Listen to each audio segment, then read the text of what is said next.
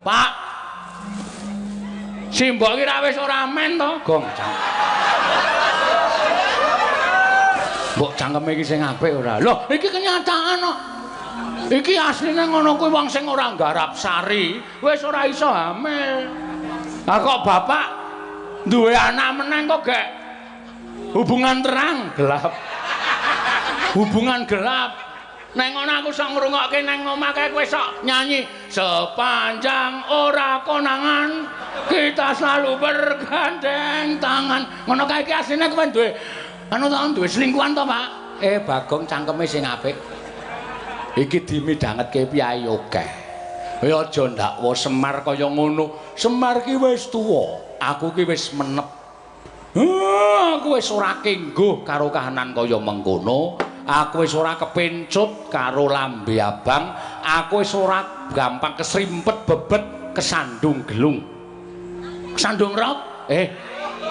Kesandung gelung. Dadi aku wis ora nggagas perkara kaya ngono kuwi. Kowe tak kandhani ya, anakku iki beda karo kowe.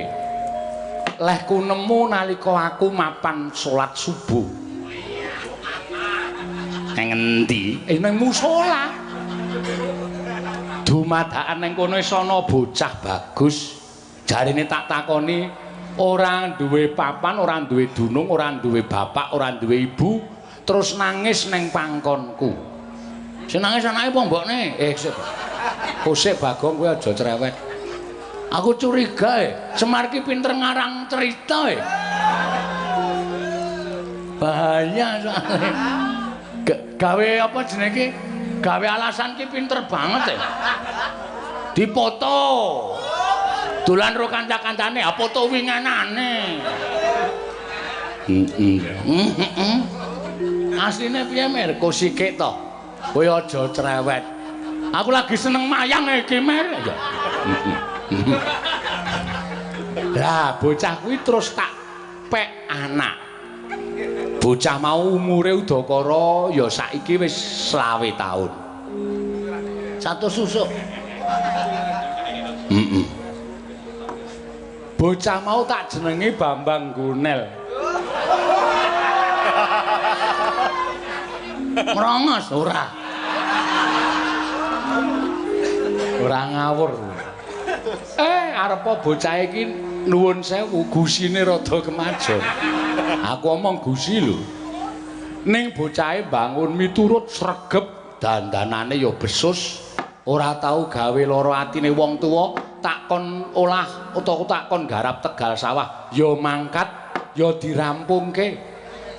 Nang iki aku kok bingung ngrasake si Gonel. Sebabe 3 dina kepungkur Gonel iki nembung karo aku nek njaluk rabi. Ambek dirabekke. Mengko karepe piye? Digedhekke apa dicilikke engko bapak mingkari dawuh karo anak-anak. Nek pancen kuwi adikku tenan arep mingpek-pekan anak pek-pekane bapak, anak pupone bapak ning kuwi dadi adikku. Ya ta, Tru? Heeh. Ayo ta, Gong? Nek pancen Gonel pengen rabi karo sapa? Mengko tak ragatane engko tak dudahke celengan. Ya, Tru? Ya. Nggon aku ya wis kebak celengane. Engko dudahke celengan ya, Gong. Mo, lho. Adine awake dhewe, anak angkate bapak ki pengen rabi. Rabi ya dhewe. Rabi sing ngrasake kono. Aku kon ragat. Nempel ye. Lho.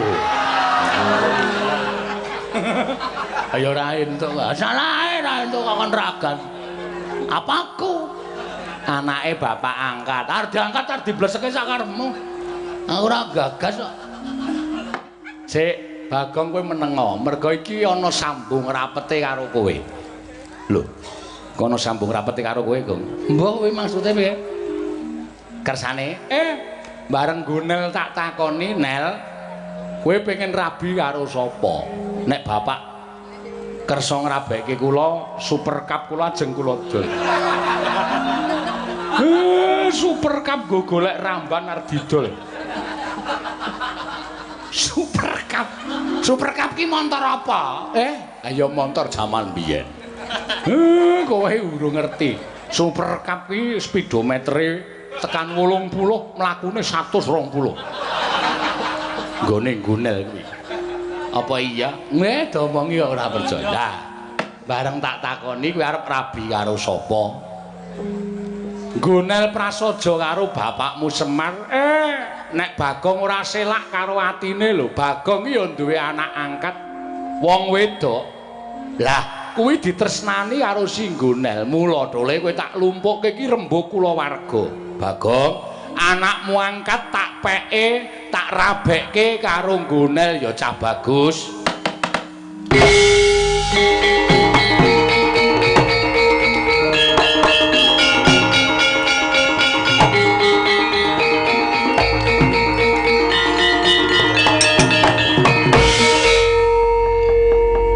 Kok maju jane masalah iki arep tak delekke lho Pak ning gandeng kowe somong aku ndek anak angkat wong wedok aku dadi bloko karo sampean pancen bener nek aku ki lagi wae entuk anak wo ya ning musala ning ngisor kretek aku iso tak takoni bocah kok lumayan jane tak mate iki cah iki jane ayu ming ra kopen. Tak takoni kowe anake sapa? Mboten gadah bapak, mboten gadah simbok, kula kliyang kabur kanginan. Tak openi gelem piye? Nggih nderek Mas Bagong, Pak Bagong. Terus tak dak mulih terus.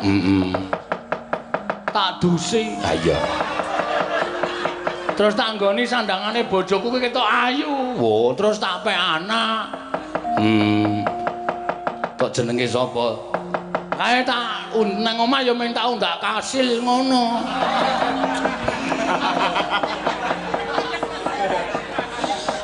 Kasilah. Jenenge Kasilah. Heeh.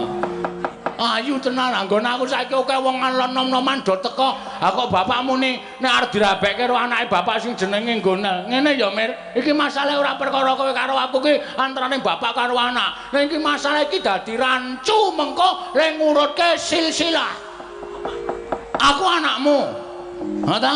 Terus kowe duwe anak, padha karo si Gonel ki mau ora adikku. Anakku dipek Gonel ki padha karo like ngepek putumu. Sadar ora kowe? Goleke wong liya. Aku moh anakku nek kon bebekan rabi karo anakmu. Nangga loro sing tak gadang-gadang. Mumpung aku ndek anak ayu, kisirku tak nggo ngunggahke derajatku. Saora-orane men dipek lurah, camat, bupati apa metenggung, tumenggung. Men penguripanku ki meningkat. Ora kere terus. Men uripku ki saya meningkat derajatku saya dhuwur. Ha kok ming artok pek. Sing tak alap bandamu apa? Hah?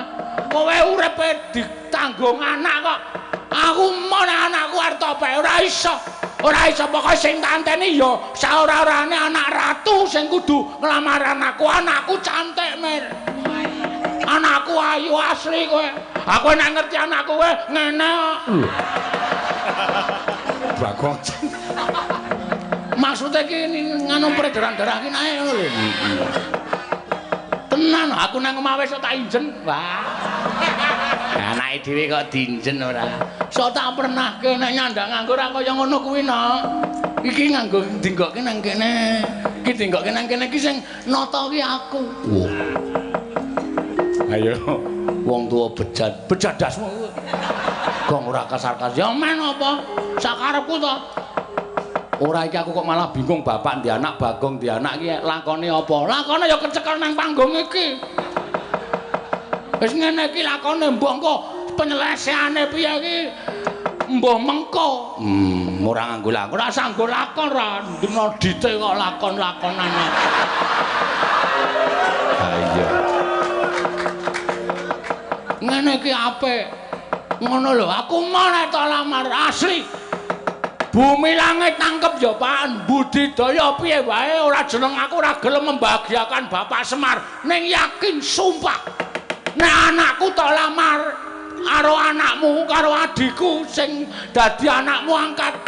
ora entuk Mar ora entuk yakin arep aku anakmu ning nuwun sewu sak gedagan iki duwe prinsip dhewe-dhewe apa Bang prinsip prinsip hah prinsip prinsip nek nyelempet ora prinsip duwe prinsip dhewe-dhewe dadi aja ngawu gawar-ngawur aja waton sak kepenake duwe demi aku anakmu terus anakku arep dipek karo anakmu entuk wah tidak segampang itu ora gampang kaya ngono kuwi Mar memutar balik kira lakon ora gampang kaya ngono arep aku anakmu ning nuwun sewu aku wis matur aku karo sampean duwe prinsip dhewe-dhewe duwe jati dhewe-dhewe mulane sampean arep meksa aku ora iso pokoke tak tamengi dada tekan kapan wae nek sik gonel pengen rabi karo Kasilah iki mau aku ora entuk wis ngono wae Pak aku tak mulih aku ora melu rembukan perkara iki Pak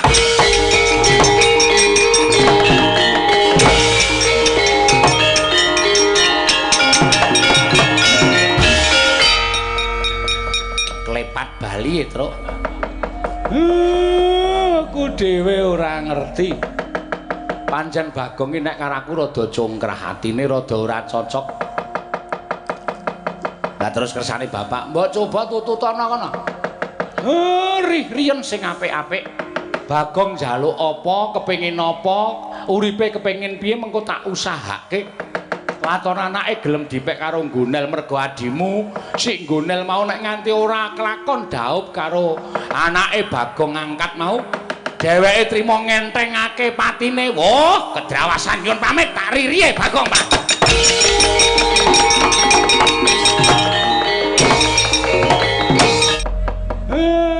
anakku cah bagus Gonel wonten dawuh Kanjeng Rama kowe kok metu ora tak timbali ngopo kaget raos sing manahku yo wonten ing pendhapi pedukuhan Karang Kadempel ketingalipun kok sami gayeng gumarenggeng wonten menapa Kanjeng Rama kowe iki wong lanang aja sok nganggo idep pasangan kaya ngono arep tetek apa piye lah kok dadi nganggo idep pasangan jlentir barang ngono kuwi menika kula manggihaken wonten ing kamar mandi kae nggone mbokmu inggih namung gumun kula ing atasipun rambut idep kok keriting mbokmu ne tuku kleru ngene ya nek kowe tak kandhani inggih Kanjeng Rama dos pundi nggonmu kepengin rabi karo anak angkate lekmu utawa kakangmu Bagong kuwi iki mau Bagong muring-muring Kang Mas Bagong muring-muring muring-muring perkawis menapa muring-muring mergo anake ora entuk didhaup karo anakku utawa adine sing digoleki supaya iso munggah pangkate munggah derajate Bagong kepengin dirabi karo sak ora-orane piyayi sak ora-orane wong luhur sing iso ngangkat derajate Bagong mekaten monggo prasetyaning manah kula menawi kula mboten kelampan dhawuh kananipun anakipun Kang Mas Bagong menika badhe kula entrengaken gesang kula Kanjeng Rama tegese kula temah pados dalan perjah tegese golek dalan pati iki piye dalan buntu kowe wis duwe apa jenenge iki bibit-bibit iso banyol sesuk nek sakrap kakangmu telu tak dadekke ponokawan inggih ngecaken dawuh lajeng kepanipun Panjang Rama kados pundi ayo kowe manut karo aku tak tutke nang omahe Bagong men nyawang adine mbok menawa weruh rupamu anakku Bagong terus kepilut anake gelem dipek karo kowe mekaten Kanjeng Rama iya menawi tetela mekaten suwawi kula dherekaken aja suwe-suwe bareng karo lakuku monggo Kanjeng Rama kula dherekaken ayo nggonel nitih superkap rasa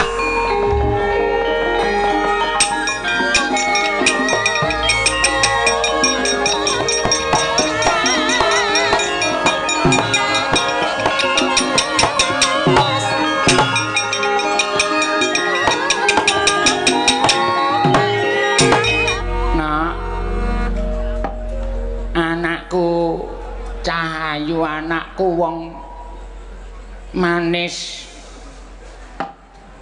sing jeneng bapakmu Bagong kuwi bebrayan karo aku pendak duwe anak ora nganti umur 2 dina mesti mati merdodo gegeden ndas sing kari dhewe iki urip iki lho sawangen kae ra wis malah medeni wong ta ning aja lara atimu ya inggih biyung mula kowe dipek bapakmu anak kowe persasat aku rasane kaya kejugrukan wukir sari kelepaning samudra madu omah kene iki dadi berirama rasane pokoke omah kene iki dadi penuh kebahagiaan mergo aku iso nyawang duwe anak sing ayu duwe anak sing jan mula tangga teparo iki akeh sing do ngrasani karo awake dhewe bejo temen kae iki Lurah Bagong karo bojone entuk anak we kok ayune ora jamak-jamak anggere sore iki kene iki biyen sepi sing mara iki mung kodhok ning saiki cah nom-nom umur las-lasan ki mesti do numpak montor do gayane do tetenguk ning ngarep omah mung arep do ngiri-iriki karo kowe inggih wingi eneng sing kowe liwat nyapu kae lho nggih nganggo montor Astrea nggih sing wonge ireng mergo gayane montore mati diselah-seleh ora murup bareng kowe nyapu terus busine dicopot diselah ayo nyetrum wonge nglekar aku saka jero le guyu kemekelen saking dene mripate ngematke kowe iki nganti lali nek sing dicekel ki busine diselah ayo nyetrum inggih kula piyambak inggih estunipun gumujeng ning aja ketok nek guyu ndak engko bocahe ora dolan rene inggih ngestaken dawuh solikin kae wingi ya liwat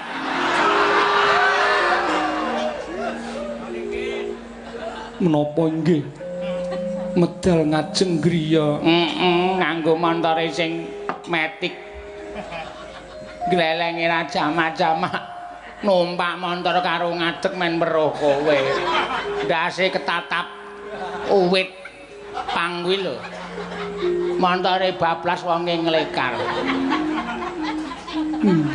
dadi kowe iki ayumu ya nggawa kanugrahane nggawa kesengsaraning wong-wong sing tukmis kuwi nggih Assalamualaikum bapakmu teko iki tak bukake ndak ora.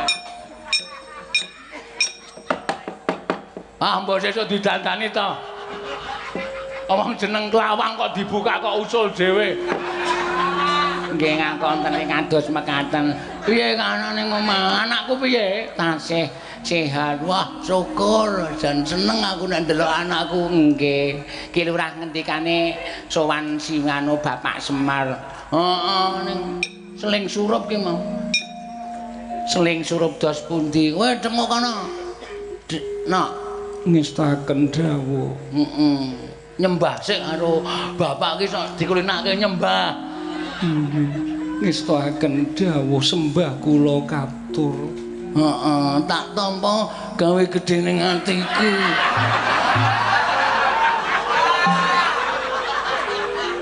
Kowe kana dek ketengok kana. Ora aku tak takon saiki. Nek anake sik nyembah kok ndase manglung-manglung. Nampa sembahyang anak kudu lahir batin. Kowe aja cemburu. Aku manglungi kowe wis ora ana apa-apane. Senengane kaya ngono kuwi. Mula kula sok wedi nek sampeyan melek bengi anake rung turu kula niku sok tratapan atine. Wong lanang kok tukmis sampeyan ngepek anak anggere anu ming kon nyopa nyapu ning ngarepe kon nyopa nyapu ning ngarepe gek anake kon mulang senam barang karepe pripun. Mulang senam niku ya aja ning omah, ning lapangan ning lapangan voli napa tengah auditorium. Ngoten. Kon mulang senam kok ning kene terus dheweke cenguk kursi ngombe wedang anake kon jingklak-jingklik. Sing disawang apa? Apa kurang nyawang kula? Nyawang kowe ora ana apa-apane. Kosong melompong. Tidak ada apa-apanya. Ora ana apa-apa rasa iki. Biyen piye? Biyen sampeyan iki nek ora ketemu aku sedina gayane kaya wong edan. Rekake kaya arep pamer teng arep omah kula krangkring tak kira nggawa pitbull bel tok. Lah pite rong kuat tuku ayo bel tok wis dinekke ra kaya wong nuntun pit tok. Nyatane kaya kapusan ayo. Tak kira nek nggawa gasle napa-napa ponik apa piye. Krangkring bel toke kok pamer ora. Biyung mbok ampun duka kali bapak wong pendak-pendak nang omah kok mesti padha padu mbok ya dilongile padu. Ngene ya ana sing jeneng padu iki tumrape wong mangun bale wisma antarane aku karo mbokmu iki dadi bumbune wong mangun bebrayan. Bumbune wong omah-omah kuwi kudu nganggo padu, nek ora nganggo padu tegese kurang harmonis. Upama ora tau padu, sing lanang ya meneng, sing wedok ya meneng, ning mendem perasaan kuwi ora apik. Nek padu, mengko bar padu aku karo mbokmu iki mesti gelut. Ngono kuwi senengane padu sing nek kira-kira sapa sing salah kudu njaluk ngapura, terus nek kono salah terus nyedak-nyedak ngambungi lengen. Kowe dong ra sing tak karepe aku ngambungi lengen. Pripun, Mas? Kowe iki menungso sing apik ming lengen tok. Liyane wis ra ana sing kalap. Rai ya kaya wong lanang. Aku nek ngambung kowe kaya ngambung parjo. Ayo ben senengane kaya ya rupane iki dhewe-dhewe kaya. Wah, jan wis sikile kaya santosa. Dadane kaya tusi yo ayo wis ora ana ututane sing wedok ki meng lengen kowe iki. Kowe upama dilairke daginge luweh kowe dadi lanang kok kowe. Pun ngajenge saniki kula nyuwun kabar. Kabar apa? Sowan Bapak Semar niku karepe pripun? Ngene ya. Aku sowan bapak mau jane dikandhani karo bapak. Nek sing entuk kanugrahan iki ora mung kowe karo aku. Lho, kanugrahan apa? Anak. Aku ngepek anak, bapak ki bono ya ngepek anak jenenge Bambang Gunel. Bambang Gunel. Bagus. Aku rong weruh. Nek miturut gambar sing dipajang ning pendopo mau, ya nek karo sedel wae apik sedel. Wong karo sedel kok apik sedel. Ya pokoke nek karo aku Gareng Petruk kuwi apik kono. Ngono lho. Ah, bapak kuwi omong karo aku. Bambang Gunel iki arep rabi, pengen rabi. Iki ana magepokan perkara iki karo Bagong. Terus aku diundang mengarep. Gong kowe jujur karo aku wae. Ombyaking kawula pedusunan kono kowe duwe anak angkat to. Aku ya jujur, heeh. Lah pripun, Pak? Ki Gunel iki seneng karo anakmu. Mula kowe karo aku bebesanan. Niku malah sae. Niku ngraketke daging sing renggang, nuntumke balung sing pisah. Minggat. Mangkir yen kok urung-urung kok ditundung minggat. Kowe kok geseh karo aku kowe. Monggo aku wis ora setuju saiki ana aku bebesanan karo bapak. Gunel iki pernah adikku. Terus aku duwe anak padha karo adikku ngepek anakku ki terus sebutane piye wis jajal. Kuwi wis ngisruh silsilah. Ngono. Silsilahe bakal rusak. Angka 1. Dasarku sing angka 2. Ngene lho, Yem. Jenengmu sapa ta jenengmu? Nggih pun biasane ya nyeluk Yem ngoten ngene. Tandane ya. Aku nyimpen anak angkat wedok ayu, kuwi aku duwe maksud. Maksudipun duwe rencana, rencananipun duwe gegayuhan. Gegayuhanipun anakku ora entuk dipek wong loro saudon telu saurupan. Dalam kata arti yang sebenarnya Anakku ora entuk dipek sak pepadane kere. Ngono jelase. Maksudipun pripun? Ngene lho, wah, jan kowe ora tau sekolah. Kowe karo aku ki wis wong ra duwe, wong melarat. Terus duwe anak wedok ayu. Mosok arep dipek wong melarat? Atene selama hidup melarat terus. Iki nek dienggo to. Sirah ki mung ora dipasangi gelungan, ning uteke dienggo mikir. Nggih. Mula aku ndek kegadangan anakku ki dirabi saora-orane ya. Sing ndek pangkat lah. Nayaka ratu utawa sapa laning sing penting duwe derajat pangkat, duwe kelungguhan, tur duwe duit, duwe bondo donya, ngono. Nah aku karo kowe wis kaya ngene iki ora iso sambat karo besan. Serku ngono kuwi. Dadi dhewe iso menopang hidup kita. Supaya iso ngangkat derajat awake dhewe ora mung dadi kere tok. Paham? Nggih, nggih. Ngestaken dawuh. Mula wong arep ngrabeke anak iki diukur saka bibit, bobot lan babate. Nggih. Bibit ki perkara keturunan. Ning ngene ora ngrembug sugih miskin ing kadunyan. Lah niku wau dirembug. Ya wis dirembug sisan. Kowe karo aku wong ora duwe kok arep ngekeke anak ayune kaya ngono karo sak pepadaning kere ora padha karo nyemplung jugangan to. Mula ora ning panjenengan anake bapak, arep anake Semar, arep anake sapa? Nek pancen wong sing ora duwe derajat pangkat tetep ora entuk rabi anake Bagong. Lah terus nek ngoten sampean mengke bakal dijotak karo Bapak Semar. Ora ndek wong tua Semar ora patekna. Duwe Bapak Semar ket biyen ya ming kere terus. Ora ana undhane babar blas. Wes ora apa-apa, rasa wedi. Nek perlu Gareng Petruk mbelani Semar pedhot le seduluran. Gareng Petruk karo aku ora nganggep adi ora masalah. Gareng Petruk karo aku ora nganggep sedulur ora masalah. Kowe karo aku urip dhewe. Mengko ngakrapi tangga teparo. Nek anake dhewe wis dipek ratu utawa satriya, tangga teparo saben dina kei 15.000. Kon tresno karo awake dhewe. Kuwi bak dadi jalaran kowe karo aku bakal mukti. Wis to? Wong nang alam donya iki sing paling juara iki saiki dhuwit. Saiki juara iki dhuwit.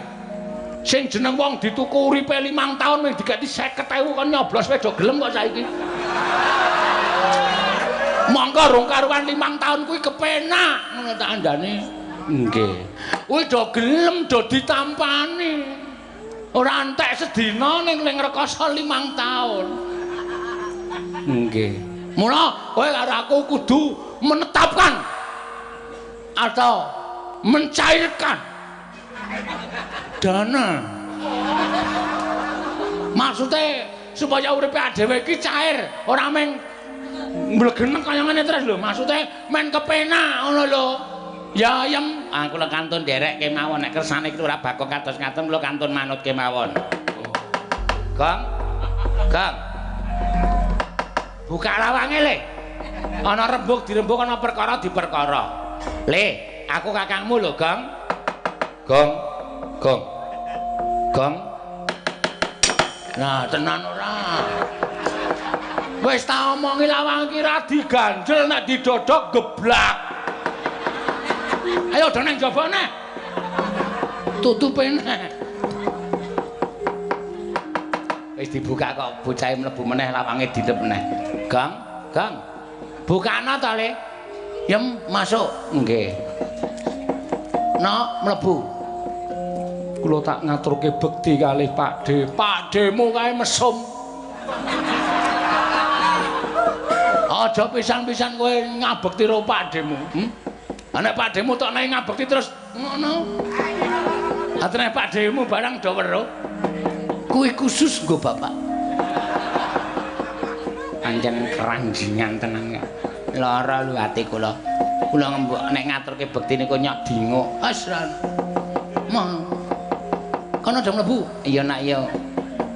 Wah tatakane iki. Nek kira-kira arep do gawe masalah kamplengane kabeh. Man, kowe kudu tak totoi iki mung perkara urip e. Nek urip ora tenani ngene iki lan ora duwe gegayuhan. Lah arep sok kapan aku arep mulya? Masuk. Masuk. Lawang iki ditutup ya, Nyok. Bukakno sik. Alah, jan remote.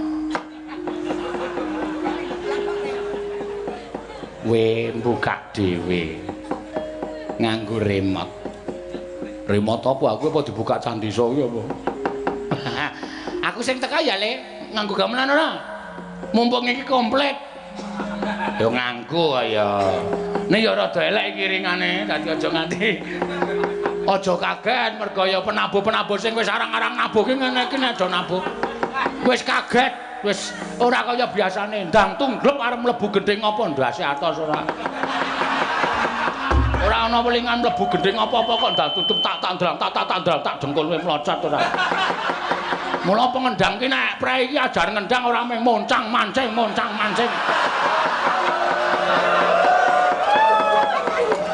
Pengendang nek prei mung moncang mancing rono, mancing rene.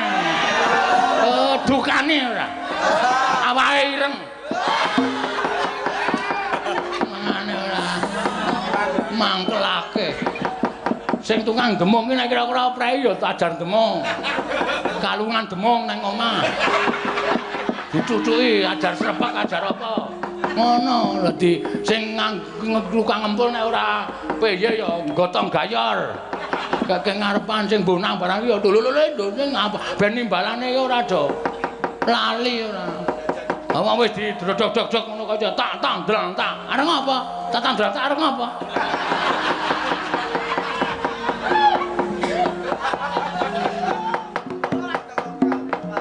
Iki ngrasani sapa? Mangkel aku karo rombongan karawitan iki. Jan. Ameng prai sedhela iki kok wis do lali.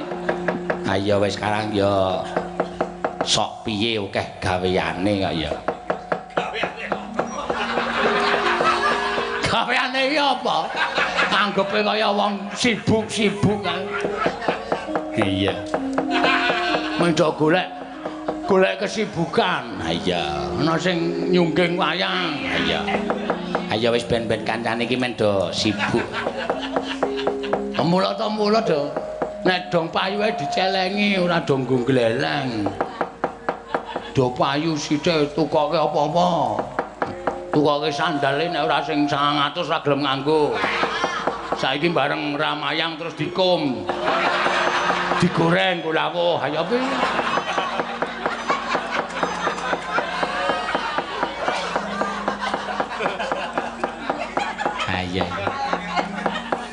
Sinden-sinden iki ya ngono nek dong payu ya tuku bros. Tuku apa-apa. Mune piye sithik brose dadi cilik-cilik. Prei sithik maksudnya. Heeh. Wis semen dadi nangke wae. Ngapa? Ngene ya, Gang. Ngene piye? Aku senenge ngono. Iki rembug tuwa. Rembug tuwa ya, Gang. Muga-muga iki ora dadi jalaran cungkrahe awake dhewe. Nek pancen rembugmu apik iso tak tampa kanthi sing genep. Ora masalah. Ning nek iki nganti rembugmu kleru, gedhe-gedhene kowe ngewangi Semar, kriwikan dadi grojokan, geguyon dadi tangisan. Aku ora wedi karo gare. Aku ora wedi karo Petruk. Sing tak wedine mung Gusti sing ngakarya jagat. Gayane. Iki perkara anak. Semar wong tua orang dutek. Omonganmu kok neranyak. Ha iya ta? Oke wong wedok liyane kok. Aku duwe anak ayu arep tak rabekke karo wong sing duwe derajat pangkat kok. Semar nyelo-nyelo ngonel arep dirabekke. Anak ragil paitane ming Super Cup kok glelenge ra jam. Ning ya ngene ya Le. Ora iso. Aku nek ngrembug kuwi mau. Ya wis. Kingko aku karo Petruk sing arep matur karo bapak tak ngerih-ngerih karo bapak nek anake bapak utawa wadine awake dhewe rasah dirabekke karo sapa jenenge iki anakmu. Ha, ngono kuwi tegese kakangku tenan, belani aku tenan. Aku yo tak ngerih-ngerih karo bapak ya, Gong. Iki hanya di mulut apa lahir batin? Nek hanya di mulut tegese kowe do goroh karo aku. Nek nganti konangan kowe suatu saat bebujuk karo aku supaya anakku Rabi anake Semar asli. Ora model piye-piye. Lak modar cara piye tak lakoni. Ora. Wis ora piye-piye wis. Pokoke iki ngene kok. Iki kejaba aku ngurus rene iki kepengin ngurus perkara bapak karo kowe mau ning jane ya wis nek wis ora tok karepke ora apa-apa. Saiki ngene wae, Truk. Engko ndak bagong nesu ngrembug perkara liyane. Ya ngrembug perkara liyane. Heeh. Saiki kira-kira nek ngrembug perkara ulang tahun PWKS. Nah ngono. Malah ape kuwi? Ah iya. Ah terus iki engko nek ngrembug perkara ulang tahun PWKS, terus iki engko limbuane nggo endi? Bengi iki rasa nganggo limbuan ya siki dianggep limbuan. Ki rembukan perkara PWKS. PWKS ki ulang tahun sing kaping 5. Mapane neng Kulon Progo. Wah, jan mau aku mlaku ditutke bergodo. Korwil padha samapta ing gati sawiga ing diri. Bengi iki luar biasa akeh sing padha rawuh saka malah aku mau wis di WA ana sing saka Ponorogo, ana saka Semarang, ana sing saka Temanggung, ana Saba, saka Belitung ya rawuh. Belitung? Heeh. Aja baen-baen iki akeh sing para-para pepunden dalang anu adi-adiku sing padha rawuh kabeh padha rawuh mrene. Alhamdulillah padha tresna karo PWKS. Lah iya. Kaya ta Ki adiku Ki Sigit Ariyanto wis saka Rembang. Mau bengi mayang neng Semarang terus bablas nang Ayogyakarta. Bengi iki yo ngestreni. Kuwi pendak-pendak mesti rawuh nek ulang tahun PWKS. Babe yo mbok menawa karo golek masak. Ha iya.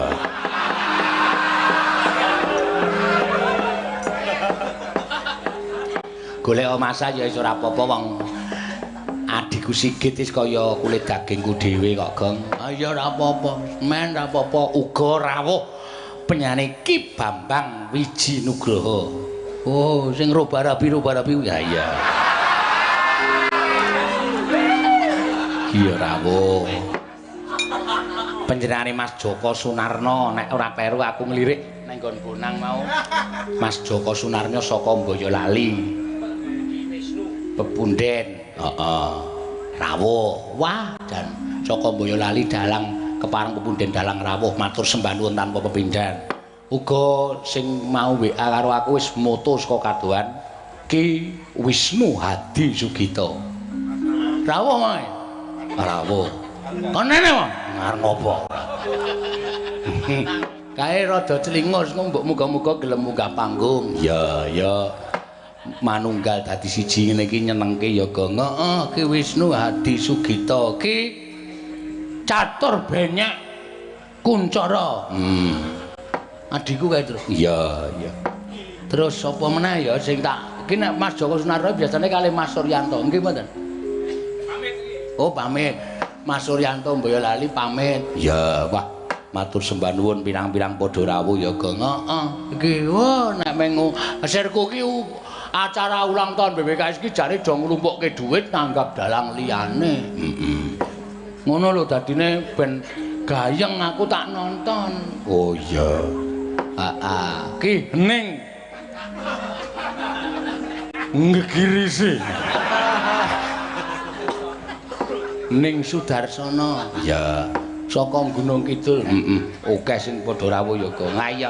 Muga-muga PWKS tetep ngrembaka, tetep jaya nir ing sambikala. Luar biasa tepuk tangan kagem PWKS.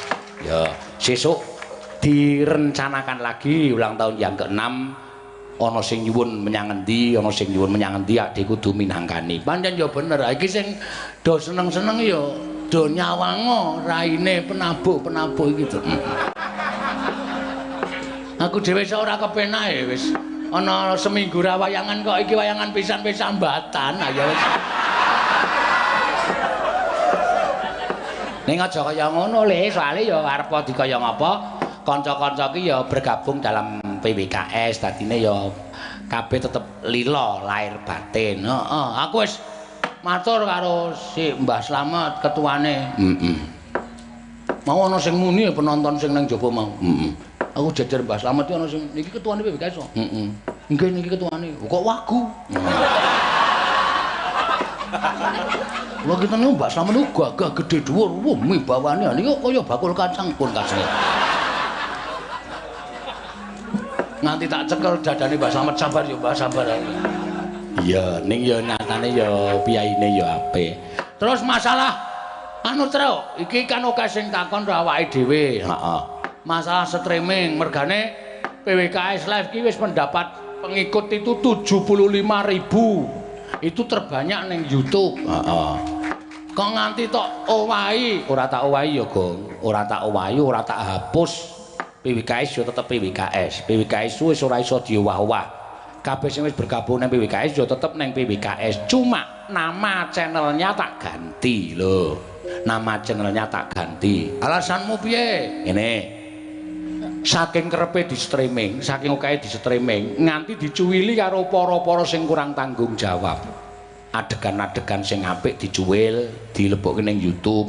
Lah kuwi penontone luwih saka streaming sing 6 jam, sing ming 20 menit, 10 menit ki penontone iso atusan ewu. Mongko kuwi menelurkan dana utawa iso neteske dhuwit. Oh iya ya. Ayo iso neteske dhuwit. Lah terus aku rembugan karo beberapa kanca-kanca pengrawit. Neteske dhuwit streaming kuwi nek iso sesuk saya suwe mbuh 50 tahun yang akan datang utawa 40 tahun yang akan datang kuwi penonton saya akeh nganti berjuta-juta. Lah dhuwit sing dientukke saka YouTube kuwi muga-muga iso dirasake kanca-kanca penabuh. Oh, ya nang sing wis lempoh, nang sing wis PC barang ya terus. Heeh. 50 tahun sesuk iki ana, ya ana sing wis ora ana barang, Kong. Ha kuwi muga-muga iso dirasake penabuh karo para presiden. Tegese kuwi demi kesejahteraan kanca-kanca, demi kesejahteraan kanca-kanca penabuh. Aja mung kepenaken nyawang ning YouTube ning ya kanca-kanca sing do menglipur karo para streamer sing ning luar Jawa kuwi ya kudu iso ditampa kanthi ikhlas. Ning iki channel anyar Dalang Sena iki isih sithik, suwe-suwe sok akeh, ora bakal kalah karo PWKS. Ming diganti jenenge, Mula wiwit sesuk nek awake dhewe mayang kuwi sing disiarke ya kuwi Dalang Sena channel YouTube. Oh. Ning ora sak teruse disiarke terus, wis tak nehi wangeni nek lakone padha rasah. Luwung nyetriming lakon-lakon sing kira-kira durung tau ana ning streaming. Mengko ndak kowe karo aku kentekan bahan. Pancen bener, sosok mumet e, Tru. Semar bangun kayangan iki nganti aku wegah. Kok wegah? Anggere dijaluki Semar bangun kayangan aku nganti matur pun lek kumayang sak penak kula sampean purun. Niku soalé kula wis kentekan bahan aku. Ya mula ya kancen ya ngono kuwi ya pancen ya angel ya Gong. Heeh. Nek ya muga-muga iki tetep menjadi persatuan dan kesatuane kanca-kanca PWKS. Ya, tur temane ya apik. Ya berbudaya menuju persatuan bangsa apa piye mau aku ora ngerti. Ya, muga-muga iso kaleksanan. Iki acarane werna-werna lho, Gong. Ana sing diwiwiti resik-resik ning Malioboro dek jaman semono. Lho, dadi ulang tahun ki ora mung mligi wayangan tok. Ning saka pangertiku iki mau sore aku tekan kene, Dek. Heeh. Dari sekian banyak utawa 5 kali ulang tahun PWKS iki lho Truk sing paling meriah matur nuwun saka panitia Kulon Progo Truk. Iya, dan paling meriah dan paling disengkuyung karo kanca-kanca PWKS. Sing isih gelem manunggal, sing isih gelem bersatu dadi siji nresnani wayang kulit, ora mung dalange aku ning kabeh wayang kulit ditonton. Ya Mas Sigit, ya Mas Ning, ya Mas Joko Sunarno, ya anu kakangku Wisnu Toyan. Heeh. Kabeh ditonton dening PWKS. Mergo PWKS ki ora mung penggemarku tok, ning penggemar wayang kulit sing sak tenane, Truk. Ya, ngono ya, Gong. Heeh. Aja kaget Ponokawan Bagong aku sing prapta. Bagong aja kaget ya Bagong aku sing prapta. Bagong aja kaget aku sing prapta nang bali wismamu. Wah, no dayoh-dayoh piyayi le. No dayoh-dayoh piyayi le. Mboten pangling kados Ndara Lesmana Mandra Kumara. Iya. Bekti kula kunjung nggih, Den. Ndak tampa ora liwat pangestuku tampanana Bagong. Kula pundhe nggo jimat panimpin dayanana ing kasantosan. Menemban Durna bekti kula. Oh iya Bagong ndak tampa pangestuku tampanana ya Bagong. Patih Sengkuni kula ngaturaken bekti. Iya Bagong ndak tampa pangestuku tampanana nggih. Enten apa kok doting gruduk rawuh teng sudung kula? Nek enten wigati kula aturi paring dawuh. Nggih, penemban enten wigati. Patih Sengkuni nek enten wigati enten apa? Oh, ngene ya, Bagong. Praptaku ngirit marang putu Lesmana Mandra Kumara iki sejatine ming krungu kabar yen to kowe duwe anak angkat. Mongko dina samengko Lesmana wis gandrung-gandrung kawan anakmu. Dipenggak wis ora kena dirantiya bakal medhot dipalangono mesti bakal mlumpat. Mula aku banjur nampa ngendikaning anak Prabu Duryudana supaya ngrabekake Lesmana entuk karo anakmu. Kowe njaluk apa, Bagong? Njaluk ijol apa? Apa kowe njaluk liru wujuding kreta kencana? Apa kowe njaluk liru wujuding bandha donya Mas Picis Rajabrana? Kandha kowe matur karo Begawan Durna. Mesti bakal tak paringi waton anakmu diwenehake Lesmana Mandra Kumara. Iya, Bagong. Aku sing dadi wong nomer 2 ning negara Ngastina dadi seksi apa kang dadi ngendikane anak Prabu Ngastina. Mula ora usah kuwatir. Yen to kepengin sugih dadakan kowe kandha, kowe bakal kelakon. Yen to kepengin duwe derajat pangkat sing dhuwur, mongko ya dadakan kowe matura, mesti bakal kelakon. Gak ya, Reng? Us. Kaki piye to ki? Kowe iki mikir to Lesmana iki rak ya anak ratu ya bener nih rak rada ngene ta. Lesmana iki kentir. Aku iki padha karo nyengsarake anakmu wedok nek nganti dikeke Lesmana. Gareng kuwi cangkeme omong apa? Oh, krungu, Reng. Kowe iki keseron ning rasane ora. Mboten omong napa-napa kok. Aku padhake ora krungu apa piye. Kowe nguneke aku anak ratu ning tak anggap aku kentir. Allah. Ora. Tak plotot matamu kowe. Oh, sabar ya putu, sabar Ger, sabar. Pancen ponokawan ki omongane kaya ngono kuwi. Ana ngan sok glendak-glenduk ning gregetke pikir sabar, Lesmana sabar. Iki nek tak keke, kowe iki engko tak bangunke omah. Tak bangunke omah, Petrung kok njaluk apa tak turuti iki gegayuhanku wis cedhak. Apa sing tak karepke wis di depan mata. Ngibarate mengkari ngukup lho.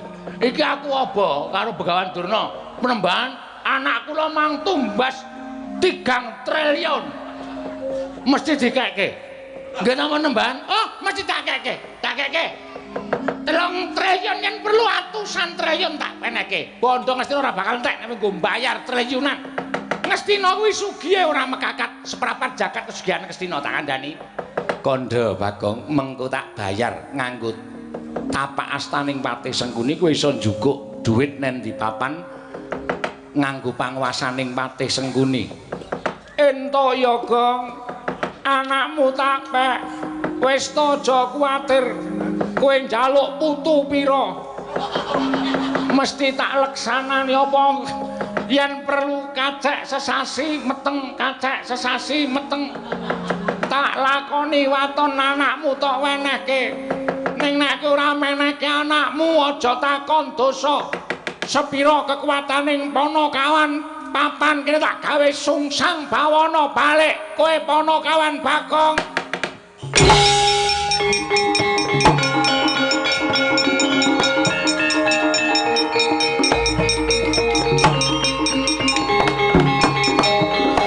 Reng, aja ta reng iki arep tak keke meneng ah. Kowe iso dipernahke ora kowe? Ya bener kowe entuk bandha donya, ya bener kowe entuk brana picis, kowe entuk derajat pangkat. Ning anakmu sengsara. Kowe arep mutekke anak, kowe arep mutekke dapurmu dhewe. Ya wis. Aku ya mung ngomongi kok ora tak omongi. Wis, Gong. Nengo nek gareng wis ngono wis ora kena di kowe mundura ben dirampungi gareng. Mangsane ora. Ning aku pasrah lho nek kowe ngisro kowe gawe geger rampungono dhewe lho, Reng. Iki masalahe ora ming sepele. Ora ming baen-baen. Begawan Durna Patih Sengkuni iki mesti nggawa Kurawa. Nuwun sewu. Kula inggih menawa dados badal wakilipun tuan rumah. Inggih menika pun Bagong. Ngendika sampeyan sajae kaya ngidak cengel. Ngendika sampeyan sajae kaya ngias karo ponokawan-ponokawan. Sampeyan pamer kesugihan nek Bagong menehke anake Artok naik kreta kencana nglites cengelmu ki piye?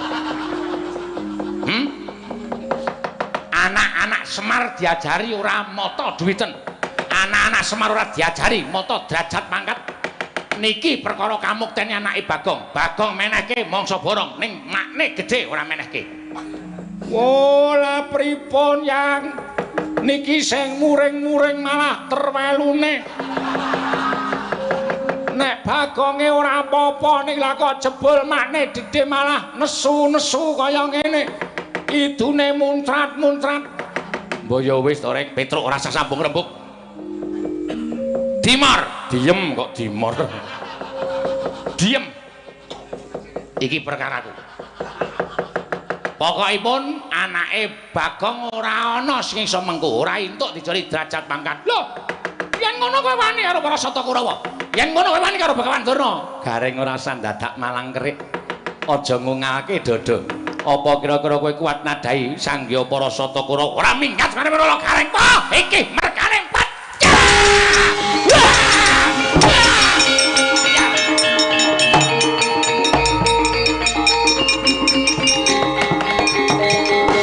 Wis, anggere ngono kuwi cekle iki ora iso dikandhani. Aku tok jotosi piye? Ben. Sengit. Rampunge lho. Males aku usah. Kowe senengane mbubrake acara ora. Aku iki sing tak gadang, kowe iki duwe besan sing sugih. Iso tak leboni sertifikat. Aku dadi malah tok tonyo. Bubar kabeh. Angen-angenku. Wis, tak urung meh entuk kere meneh iki. Ngrekoso iki.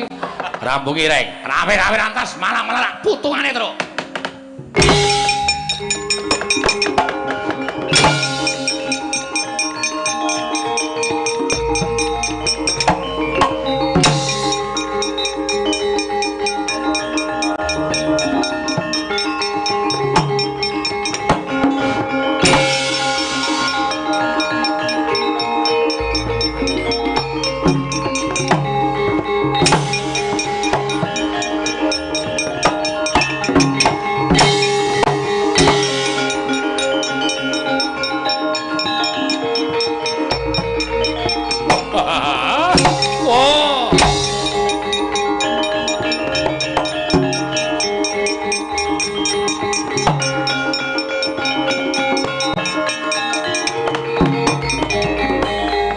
Bumi kuncing langit kelap-kelap katon lir kincanging risang mawe gandrung sabaran katulu ukir moyak mayik saking dias baliwur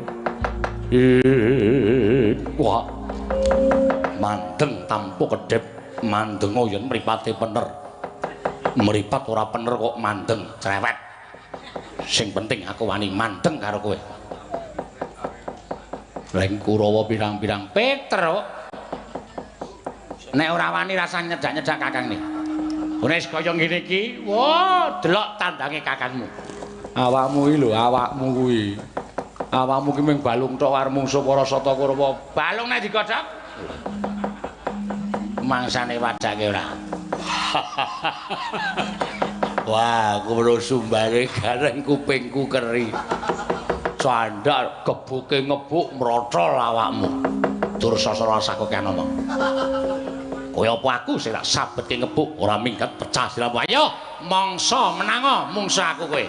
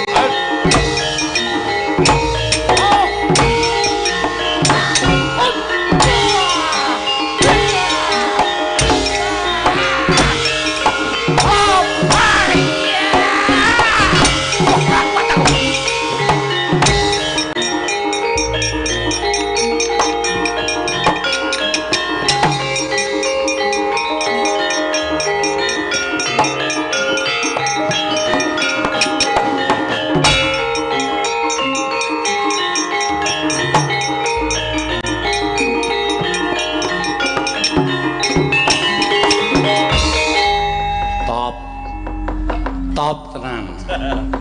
Aku weruh kakangku gelut lagi bengi iki jan luar biasa.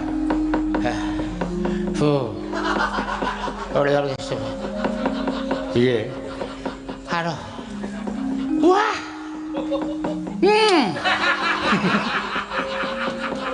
Solo. Ngombe to? Hah? Ngombe. Urung rampung perang wis ngombe. Wah, edian. Ning piye? Sip to? Sip. Kartomarmo kok kalah karo kowe. Biya warakno, gawe yo stop nat. Apa? Kuwi lho sing ditemplek nang tembok-tembok kuwi lho. Pamflet. Tulisi Kartomarmo kalah Runala Gareng. Asatama anake Begawan Durna mundur karo Runala Gareng. Ha. Sapa jurung maju? Kowe musuh Dursasana mau? Minta ambungi. Angger tangi tak ambung, suwe-suwe dheke gila. Jijiki truk kowe. Wong lanang kok ngambung wong lanang. Aku biasa iki ngono. Wah, cah entir ora. Gilani ora. Piye? Kowe iki ya rumangsaku gawe masalah kok. Ya men Bagong ki wong iki uteke bosake kae. Dilamar anake damar anak ratu ya bener sugih, derajat pangkat ana. Aning Lesmana ki petoke. Lesmana ki kenthire. Sawangen, mau rene mau kira delok le nyandang piye kae? Coba. Ya bener nganggo kupluk manten. Lah kok jaketan parkir ki maksude piye kae? Anak ratu kok nganggo jaket burine tulisane parkir ngono kae piye? Apa ora isin kowe sedulur kaya ngono kae? Ya isin. Oh, lole. Nala Gareng bubarke para sata kula kura-kura kuat nampani Kyai Cundha maneh jeblok wetengmu ya. Bayu rek.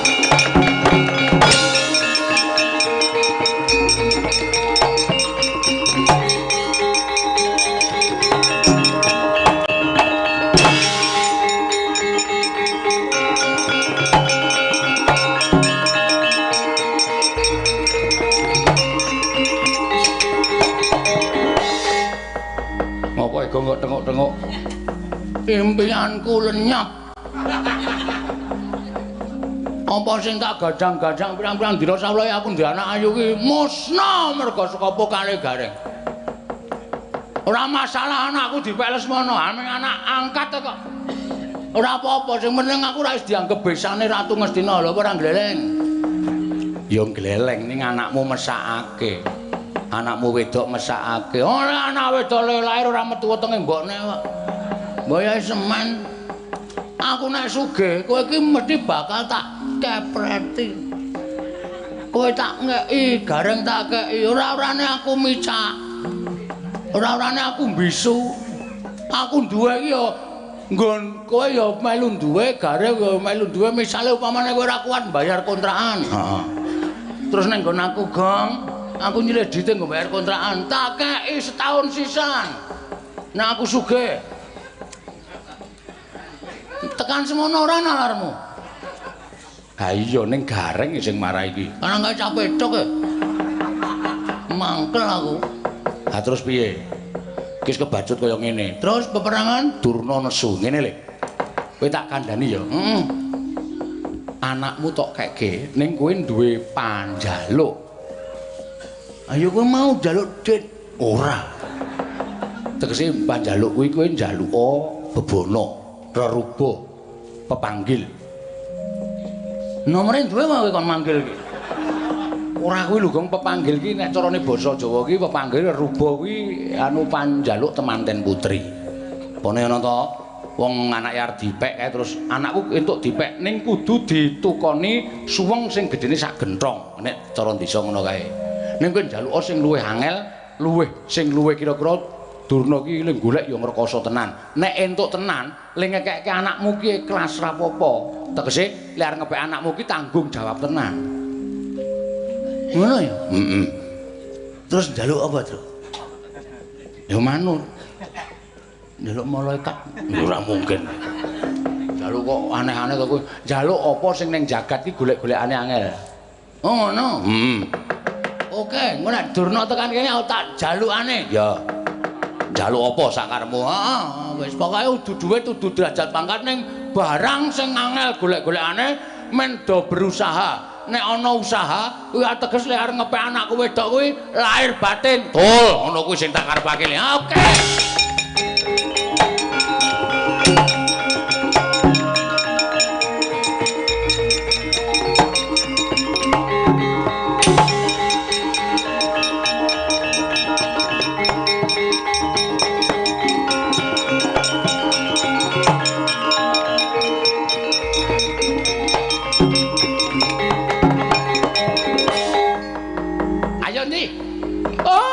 Gareng kok wani sumbar-sumbar ning ngarepe para Sata Kurawa. Apa dianggep Kurawa ki loro saudon telu saurupan? Apa kira-kira Nala Gareng kakangmu iso nandhingi kekuwataning Begawan Durna ing Sukalima? Ayo ndi, Nala Gareng kon ketok. Ora lakon tak untapke nyawane aja duntang kumbayana keparat. Sabar. Begawan Durna naturi sabar. Wong sabar ki ana watese. Wong sabar ki ana watese. Yen Gareng wis ngrusak barisan Sata Kurawa, wong Kurawa dierang-irang karo wong-wong ana ing kiwa tengene kene. Aku ora nrimake. Anak kula entuk dipek sapa-sapa. Ning anak kula wau duwe penjaluk. Penjaluke apa? Angel, sing angel. Aja ngawur. Pikir tenan sing angel. Anak kula nyuwun temanten lanang iso numbaske pit poligon. Kuwi gampang. Hah? Kuwi gampang. Kuwi larang tumrape awake dhewe. Nek tumrap ana murah. Ha ya, udu. Lho. Mola-malik kowe, momen mola-malik ya men ora dola-walae rugi. Sampeyan kudu iso ngaturake. Sing angel lho, sing angel. Gak nek waton ngomong gak aku. Apa ndek ide apa? Ora ndek ide. Sing di anak kowe kok kowe kudu ndek ide. Siji. Wah, prena pira? Kok sik. Temanten lanang kudu iso ngaturake. Siji, senjata cakra. Gus, ngono kuwi. Senjata cakra. Ingat, senjata cakra. Loro M16.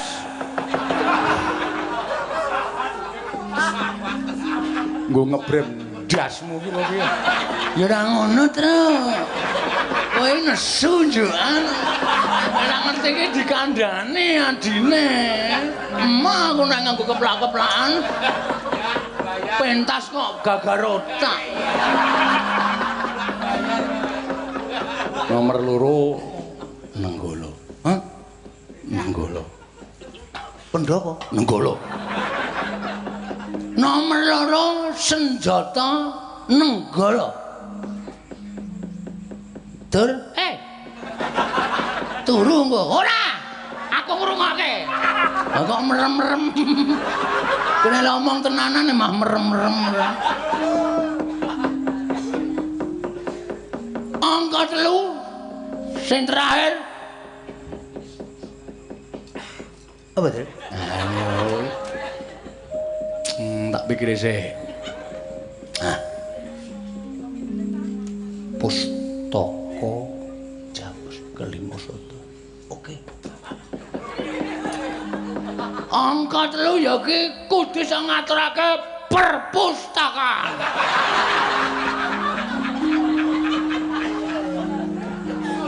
Ngeplak meneh. Goblokmu iki lho. Pustaka Jamus Kelimasada. Kudu perpustakaan. Bukune nggo nguruki ndasmu kuwi. Ana su ta? Gak. Ya ora, kowe iki mangkel. Mau pustaka Jamus Kelimasada. Kuwi pustakane sapa ya? Wis ora usah omongke. Iki ya goblok banget. Pustaka kuwi ora tau ngerti ora. Pustaka Jamus Kelimasada. Nek Ndara Lesmana iso ngaturke. Pusaka telu siji. Senjata cakra loro Kiai. Pleret nenggala. Angka 3 pustaka Jamus Lilo. Pustaka Jamus Lilo. Kuwi anakku boyongan. Kuwi anakku boyongan Begawan Durna. Oh, lole.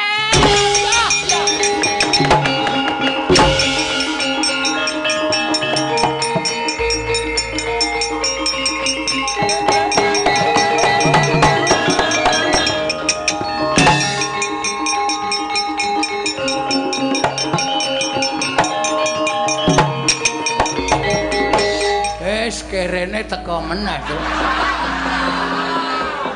Ya kurang ajar ya. Bapakne omekke kerene. Sajake kae sing jeneng Bambang Gunel. Ngandel ora. Aku wis mbaten kok. Mer, kowe iki entuk banci ngendi ya? Banci dengkulmu mlocot.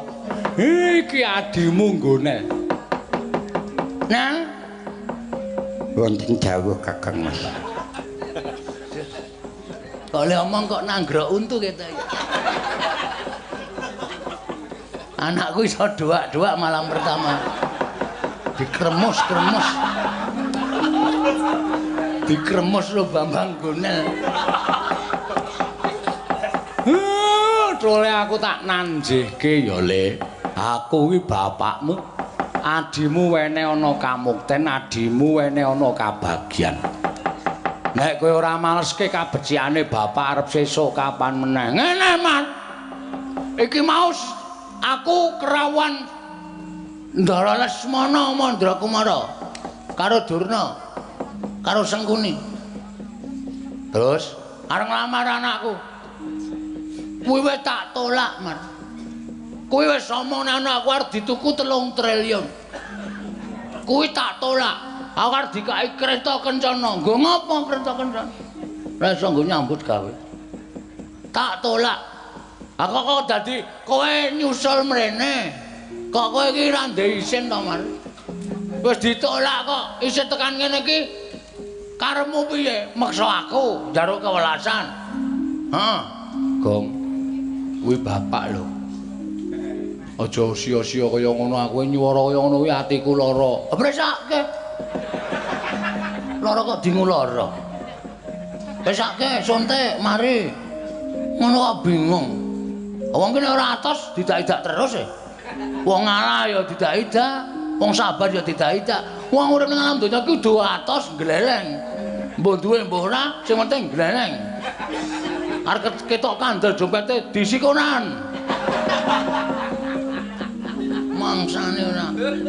Sapa wae entuk ngrabi anakku, Mas. Entuk terserah. Nek perlu tak naik bonus bojoku. Iso mituruti karepe anakku. Anakmu duwe karep apa? Duwe penjaluk apa? Siji. Mantan lanangku desa ngaturke ya kuwi. Apa bae to, Mas? Oh iya. Wong cah lalen, siji Sendata Cakra, loro Pyai Nenggala, telu Tumbak Krowelan. Telu loro. Telu. Ah kok wiyagane ngene loro? Ora usah percaya wiyaga iki, ora usah percaya wis ngono wae. Kuwi do ngisruh, nek aku sukses lemayang ki dhek do ora seneng. Telu ya, Tru ya. Heeh. Siji Sendata Cakra, loro Nenggala, telu pustaka perpustakaan. Jamus Lima Soto. Jamus kelima Soto. Hah? Ora cungar-cungir, Mas. Ora dolanan idu. Meminta idoke aku ta arepan. Aku ngerti kok.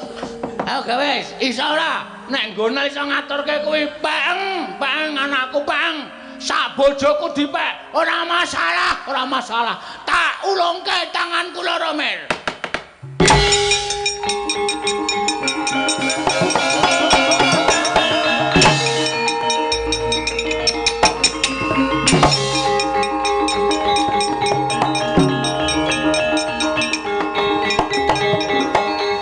Yo ngasih ya, Tru. Yo.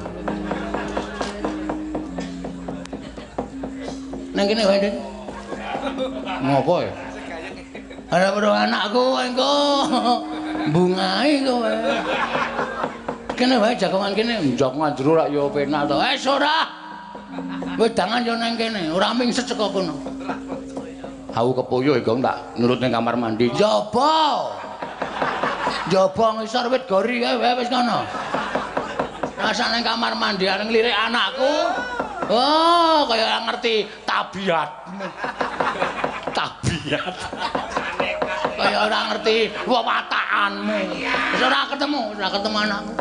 Ya sedilo wae, ora iso. Aku mung arep kepengin ngeliling karo ponakan. Guys, alilinge dhewe. Talilinge dhewe, Pak. Wis ora percaya karo kanca-kanca wis ora percaya. Do memek karepan. Ya ming no, sana apa? Tidak bisa. Nang njer nomormu pira, Nak? Wis kecekan nomere ngrekoso wis. Aku ora tau duwe kuota kok. Kuota gedhe apa? Omonganmu lho. Entuk mlebu ning heeh. Matane tinggal ngarep. Mosok mengar mlebu mangi dadak PC. Oh iya aneh-aneh ora. Ya wis ora apa-apa. Ora macam-macam lho. Ora.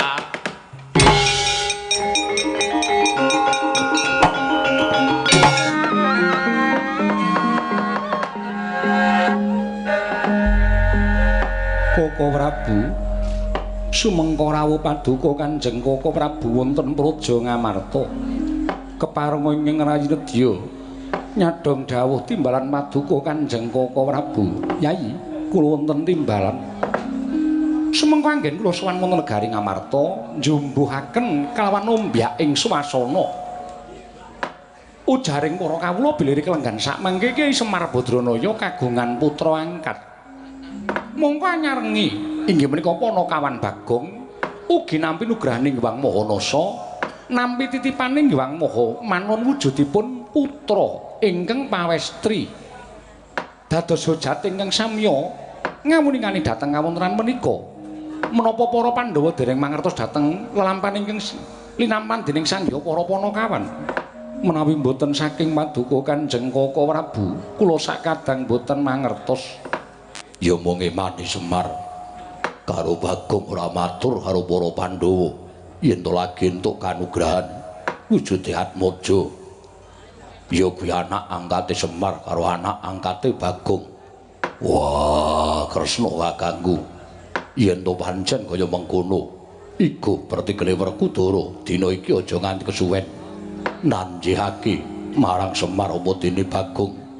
Sebab yen ora ditanjihake ya to yen pancen pawarta mau ana kasunyatane yen mung kandhek tekan pakabaran mongko mung kandhek tekan pawarta apa ora jeneng Kresna kakangku padha karo ya kuwi biyawarakake marang pawarta ingkang durung ana kabul kawusanane sarta durung ana kasunyatane Kresna kakangku. Kresna sinayeng manglung mintonaken Dewi Kramanira praptaning kula Semar Badranaya dumrajab tanpa larapanakan ya cingak kang samya mulat.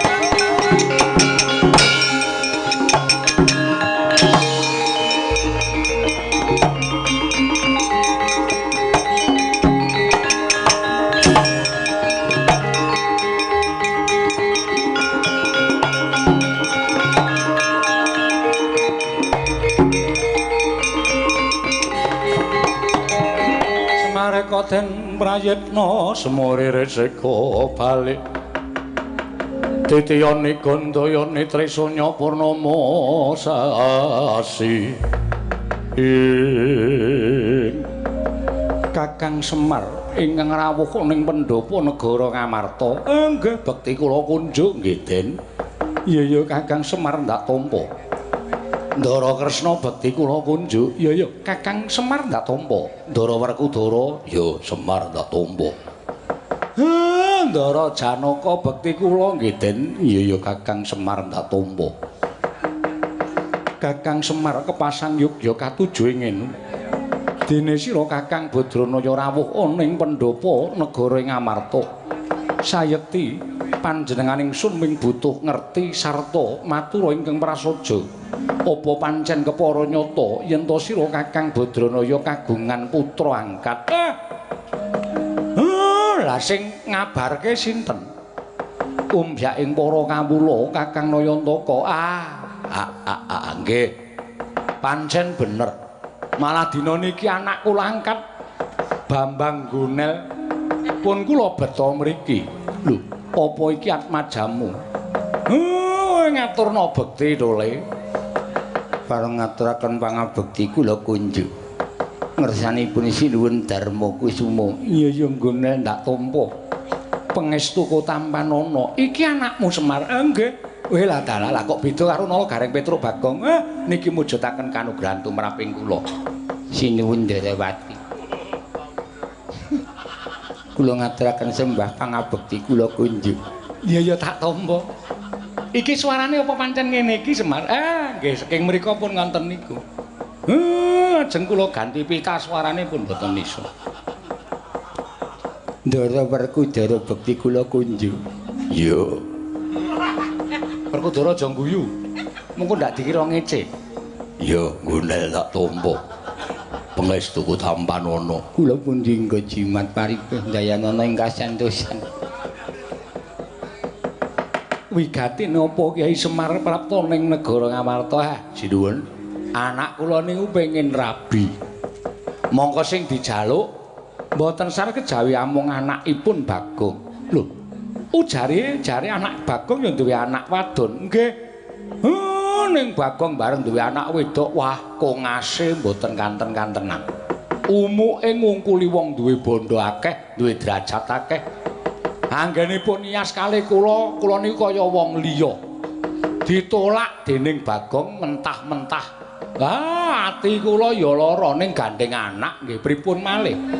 Lah terus Bagong duwe penjaluk.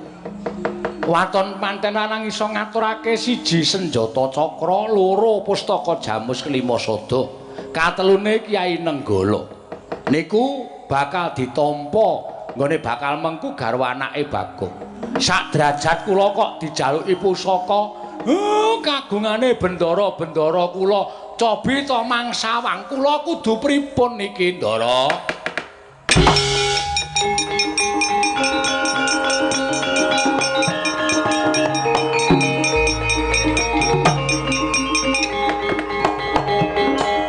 Paisaning Bathara Wayapura jagat Semar.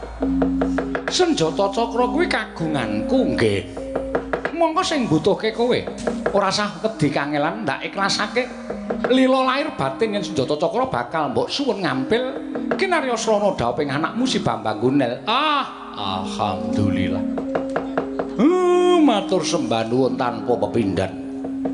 Pustaka jamus kelima sada uga bakal ndak aturake marang Kyai Semar.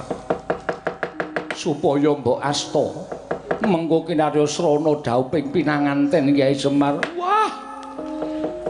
Gunel, wong ki nek kebak prihatin akeh letapa. Coba. Bendara-bendaramu do mengestoni kowe senjata cakra pustaka jamus kelima sada. Wis eneng tangane awake dhewe. Lah terus Kyai Nenggala jaluke.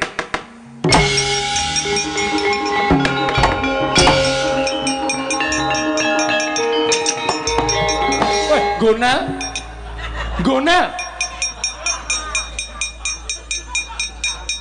Raden Werkudara nyampar kula. Kowe ora apa-apa to, Le? Ora apa-apa. Mboten napa-napa. Syukur arep rabi kok malah disampar ndaramu Werkudara. Ning ora apa-apa, ndaramu Werkudara nyampar kowe goleke Srana. Kowe supaya iso dhaup karo anake Bagong mekaten Rama. Iya. Aja kuwatir nek ndaramu wis tumandang mesti bakal lakon inggih. Lah kula kedah pripun iki? Ora usah melu-melu ngono kuwi.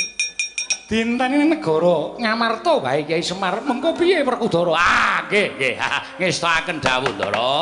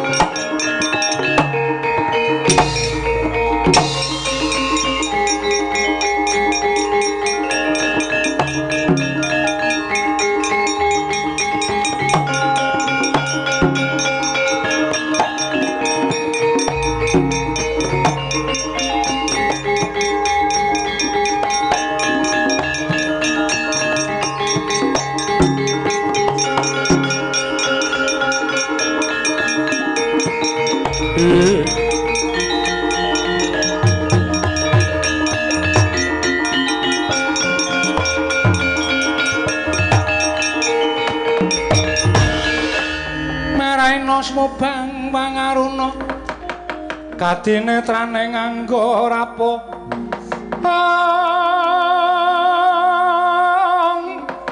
kanikara sageter kinidungane ingkung lir wuwu sing pini panca bebetoke ngayamono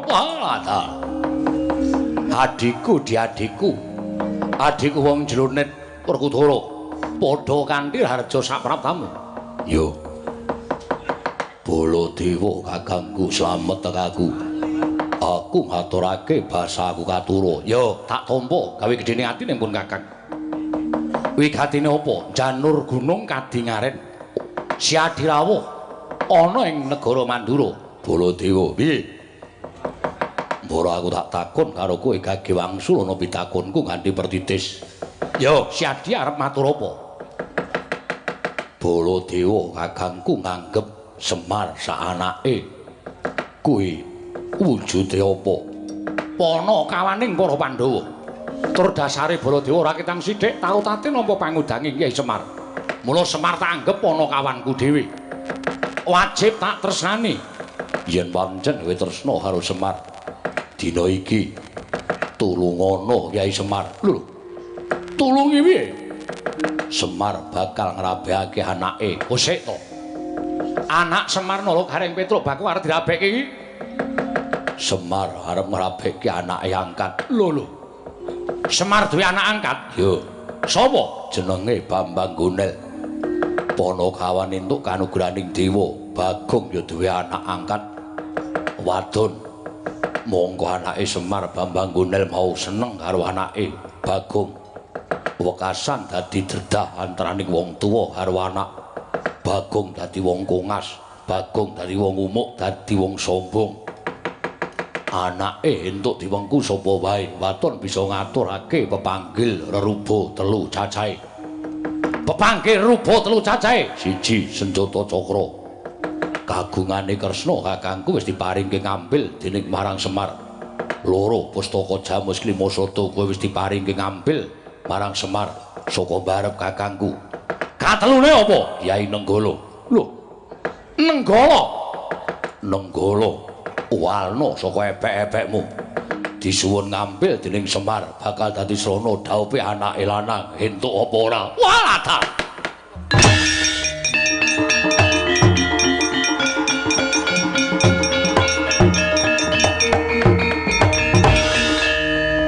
Werkudara. Kyai Nenggala kuwi pamunaing satru sekti iki pusaka kadewatan, ora pusaka gaeng bae.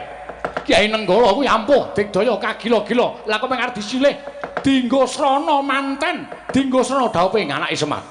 Apa ora jenenge Semar Natamandura? Apa ora jenenge lan mung dadane Natamandura Prabu Baladewa? Taunana Windanana nek bab perkara Brana Picik bondo donya aku ora awal karo Semar. Ning nek Nenggala kuwi padha karo aku natoke derajat pangkate Baladewa.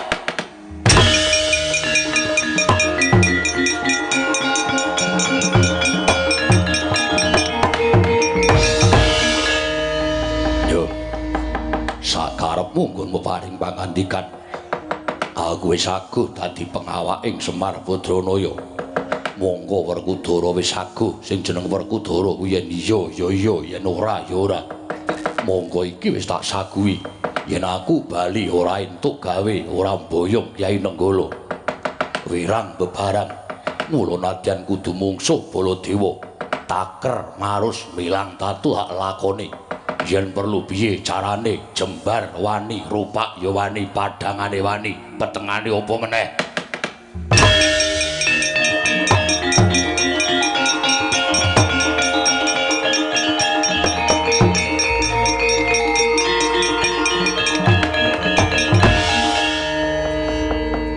Wis gawanen. Iki gawanen. Ning aku weling karo kowe Werkudara. Yo. Yen wis rampung paripurna, balekno Baladewa. Apa ora luwih prayoga kowe melu ngombyong manten Kyai Semar Badranaya. Lho, apa dikeparengake? Aku sing minangka wakile Kyai Semar. Ya, yen ngono bareng karo lakuku Nenggala tak gawane Werkudara.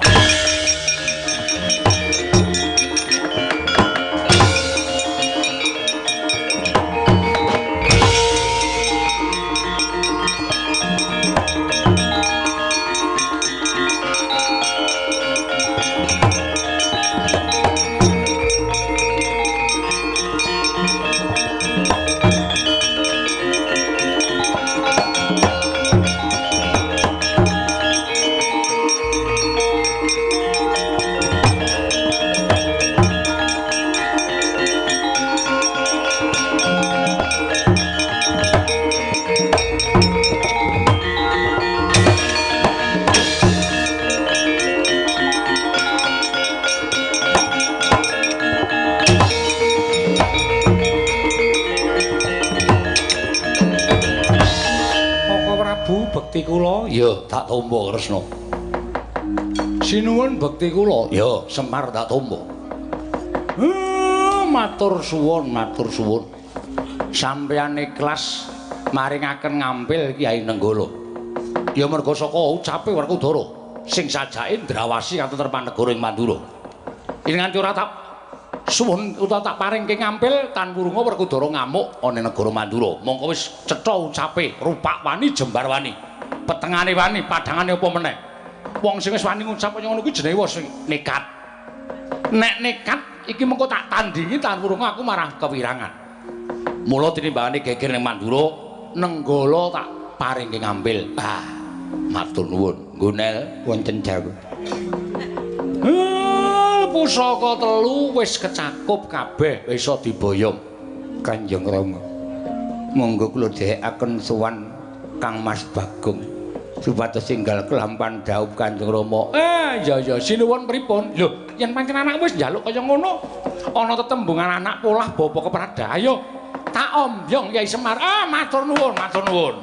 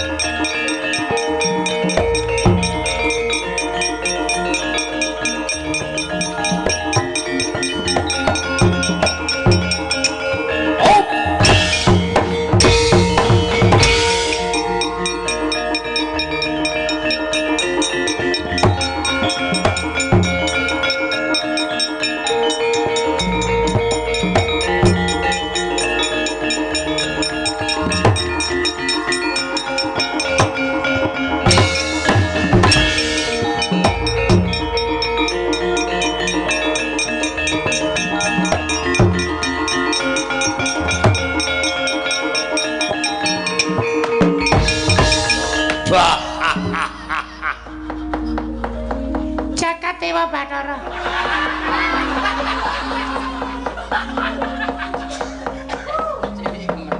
Ora lega rasane ati. Niate atiku wis gambuh, wis gambuh. Iya ta, Dik. Dasar kepara nyata, Kamas. Ya pancen ngono sing jeneng ratu ki nek ora nyandring putri, wingi ibarate dikira ratu sing ngrawani rabi. Betul. Ya pancen kaya ngono. Mula najan janjane aku ki gak seneng karo wong wedok. Ning mari mangsa gandeng wis dadi ratu ana ing tanah sebrang. Nek ora mengko wong wedok iki rasane kaya disebut wong sing ora wani rabi. Lah ya ngono ta, Dik. Kalarasan ya, Mas. Mula gandeng dina iki awake dhewe wis prei nggone nyambut gawe sawetara. Aku kuwi entuk kabar saka daerah Ngendah Kulon Progo. Kabar apa, Mas? Ana putri sing dadi awating atine wong pirang-pirang. Ora janjane kowe nek di bojo arep kapake to. Ya paling ming tak olah-alik. Wong aku ya ora ndek hasrat. Ana wong wedok ning dienggo status. Status iya dasar para nyata. Kanggo status supaya wong iki percaya aku ki priya sejati. Jarene anake Bagong, menengan Bagong kuwi cantik. Cantik jelita nganti akeh para raja-raja Nerpati sing padha kepengin gandreng karo anu sapa kuwi anake Bagong. Lah terus niate Kakang ya wis ngetutke aku, melu aku sementara iki rasa tetek sik. Wong dasare dina-dina iki ya sepi. Tak kandhani to aku wingi iki dibayar det palsu. Tak takoni lha iki kok dite palsu, kono muni aku wedok palsu kok. Bajigur. Nek ora diweneni anake Bagong ora rawe rantas. Malang-malang tak putung. Tabioi alat kontrasepsi.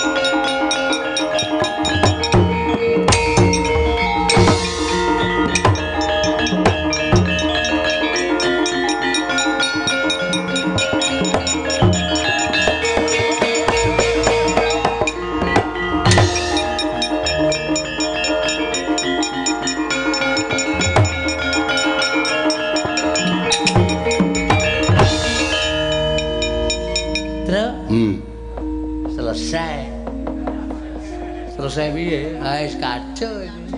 Tetep kere. Aku tetep kere. Ah, wis semari wong licik. Licik piye? Nggawa bolae, bolane mangko macan kabeh. Sinuwun Darawati. Bekti kula sinuwun. Iya ya, Bagong ndak tampa pangestu tampanono. Nggih. Jare duwe anak. Nggih, ayo. Ngersake napa? Aku ki minakoke ora duwe niat apa-apa. Weh lah, mbok menawa. Sapa ngerti kok ya. 3 niku ganjil. Loh, kok 3 ganjil? Lho garwane kan 3. Lho lah iya, lah nggih. niku ganjil digenepi. Ndara Rukmini. Tak kampleng lho, Tru. Rukmini. Ayo Rukmini. Setyabama ale jembatan Ancol.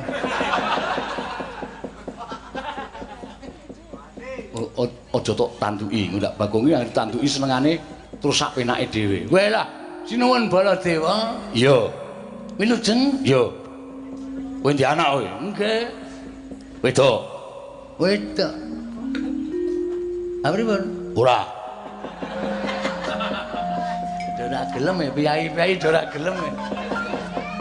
Ndara Werkudara, kula ndek anak wedok. Beng.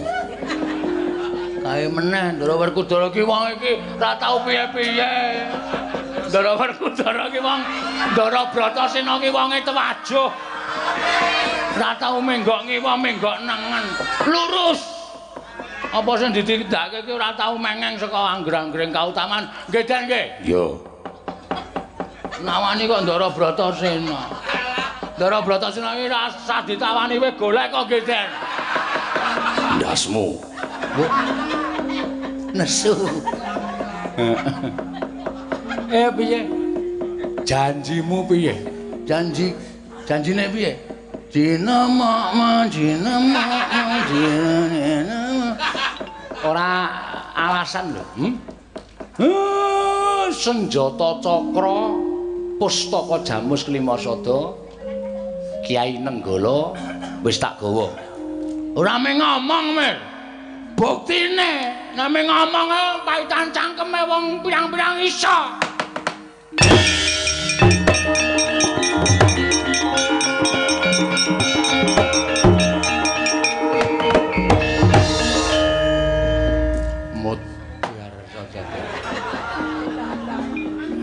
Sambato. Arep piye kowe? Tetep kere terus aku. Ora urung tak keke Semar, Mas. Wis ndek mantu nggonel aku. Iki anake diceluk ana. Sapa ta anakku mau sore mau jenenge terus? Ora kaya kowe. Oh iya Kasilah e. Sil malah nyanyi. Kok senengane nyumbang lagu. Wis glenggeng anggere muni gubuk asmara wis. Ayo kana. Wonten menapa Rama? Bar dipek mantu Semar. Lah kok wah. Anake Bagong kok ayune kaya ngono. Bapakne kaya tolo. Iki sing dijaluk bapakmu. Jarene penjalukmu, bapak senengane bola-bali ngapusi. Wong aku ora njaluk apa-apa. Lah gene sing anakmu ora njaluk apa-apa. Iki sing njaluk sapa? Aku. Sing arep rabi iki kowe apa anakmu? Anakku. Ha kok kowe sing njaluk? Aku mah dipek anakmu. Mengar dadi kere terus.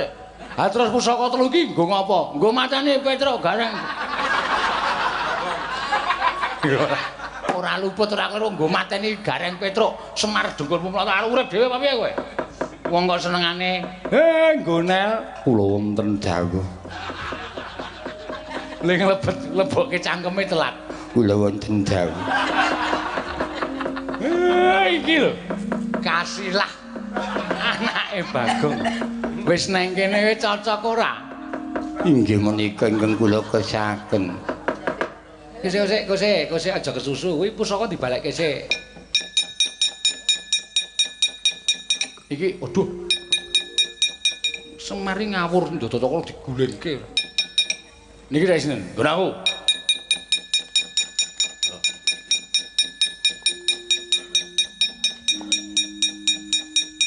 Niki nggon aku. Iki sing ngagoan tak gawane.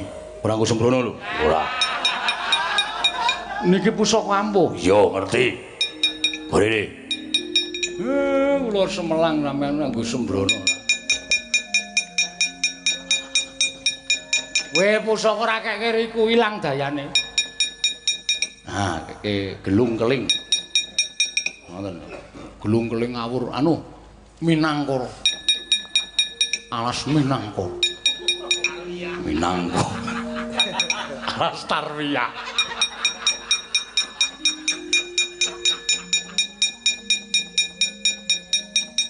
Ini rafek ini. Iki nek dimatke pancen elek. Nek lingmatke suwe, saya remuk. Kahila. Kula wonten dawuh. Mbok menawa wis pinesti jagat isi kowe karo aku tetep manunggal. Tetunggalan. Tekan kaken-kaken nineng-ninen lan bisa netepi tembung sakinah mawaddah warahmah. Ayo lumayan lho kok duwe mantu kaya ngono. Nek turu arep tak ndelepke kok. Ayo lara iki. Untung kok dindelepke. Mangkel. Tukul kok mujur. Ya wis ben ora. Syukur wis kabeh wis paripurna seneng aku rasane.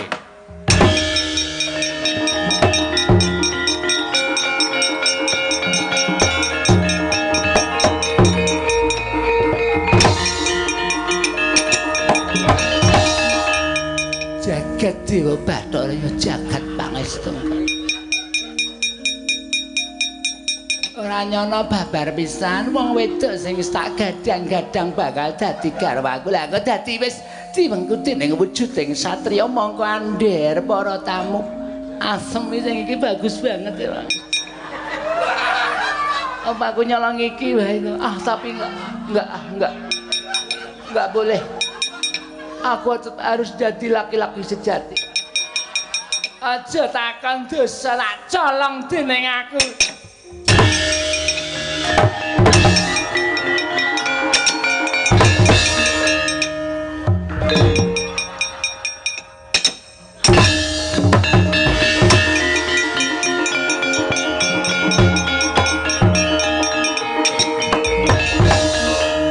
Maling kok kleru. Anjuk kok mas-masan kok dusung lemari. Icak maling gak ada. Ha iya. Cenanangan ora. Lah piye maling wedok kok temanten wadon kok ilang? Lah iya ana maling kok nyolong temanten wadon. Lah kok silang nang begegek kuwi tanggung jawabe endi?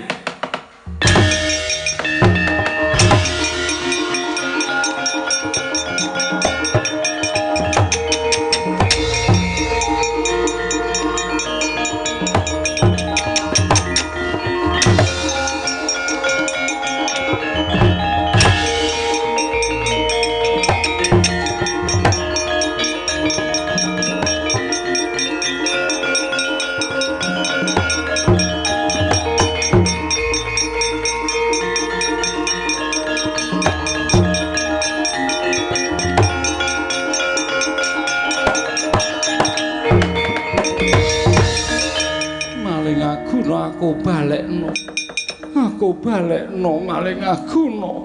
Aku aja mbok colok. Kowe aja nangis. Aku nek weruh cewek nangis, hatiku kan juga lembut. Hatiku juga seperti wanita. Tapi apa daya? Aku kudu dadi ratu lan kudu netepi minangka dadi jiwaning priya. Kowe iki lanang apa wedok? Manut jam. Nek srengenge medhek ya brengosen. Nek srengenge angslup ya lipenan. Aku gila nek tok boyong. Ora apa-apa, ora apa-apa. Kowe ora tak kata-kata. Kowe paling minta glundungke mrono tak glundungke mrene. ora tak kapak-kapake aja sumlang iblis lanang karo gede.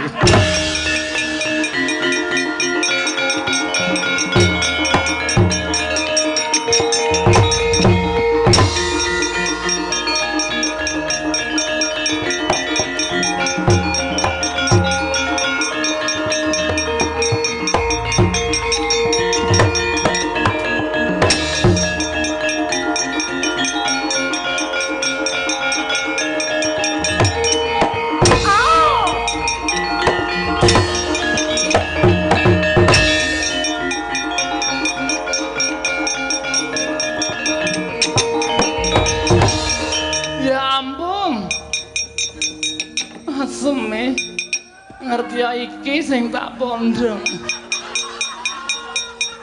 Ya ampun aku iki gumun karo aku nek ketemu wong lanang kok atiku bergetar. Bulu kudukku merinding. Raden sapa? Bambang Gunyai. Ya ampun, mulutnya seksi deh.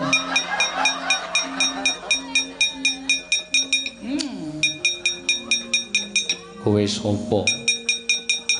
Prabu Rene Widyastuti. Wonge lanang kok jenenge wedok. Sageleme wis arep bubar enggak cerepet. Boleh jeneng sananane ora meneke bojomu nglakon dosa nglakon dosa tak krembat sirahmu.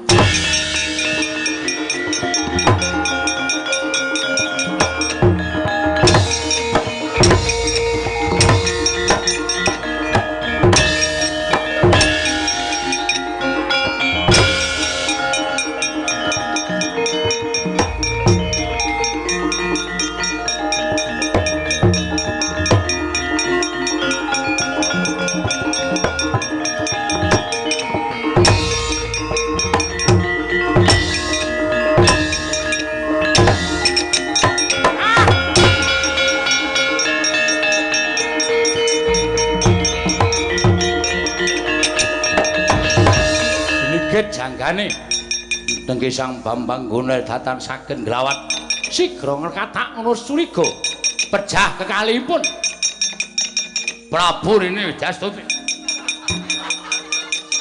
sesingloning Kyai Togog wondene Bambang Undel dengki satring Drepsila geni Bambang Wisanggeni.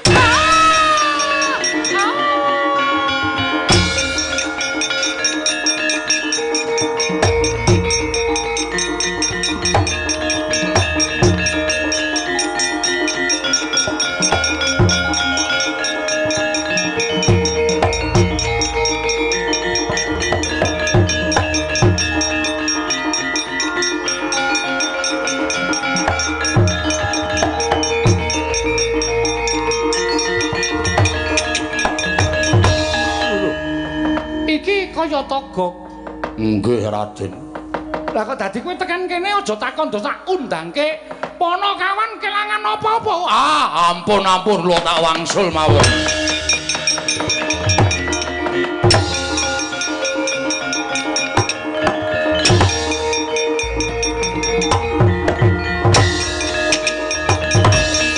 Ya ampun. Innalillahi wa inna ilaihi raji'un. Kakangku mati ya ampun, muga-muga ditampa arwahe ngersaning Gusti Karya Jagat. Diapura sedaya keleputane. Tak belani kakang kowe mateni kakangku. Bojomu sing wedok pateni.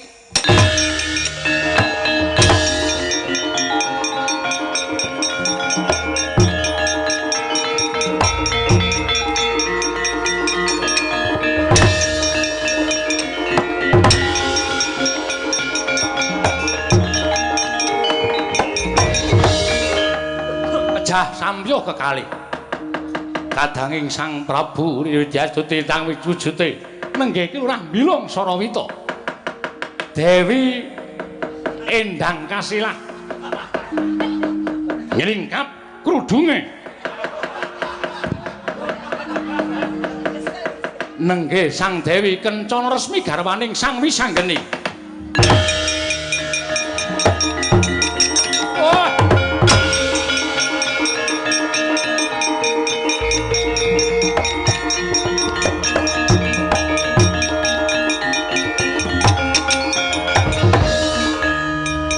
serasah salin kesuwen ning goleke wayang uwak-uwek baliya ning nggonmu nggih kula tak wangsul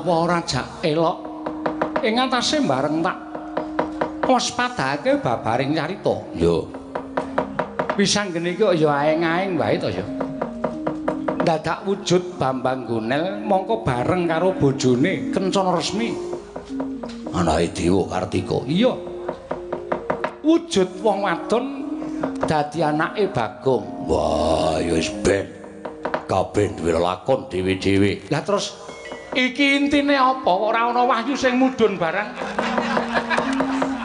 ya wis ben ora mudhun ya ora apa-apa ya muga-muga mudhuna wahyu kerukunan lan katentreman sumandinga marang dulur-dulure awake dhewe kabeh sing lagi ambal warsa 5 taun iki iya Werkudara ayo saiki padha suka lho lah dalah kae manten saka Ngastina kae piye kae